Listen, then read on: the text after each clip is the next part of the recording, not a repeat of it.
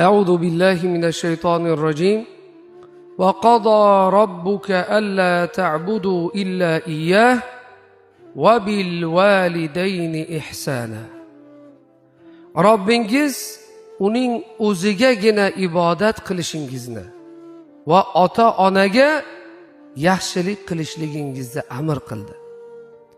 إما يبلغن عندك الكبر أحدهما أو كلاهما فلا تقل لهما أف ولا تنهرهما وقل لهما قولا كريما.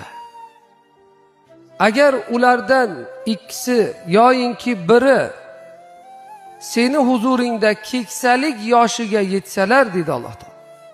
Fala taqul lahuma uff. Ularga uf demagin dedi Alloh taolo. Wala tanharhuma. Ularni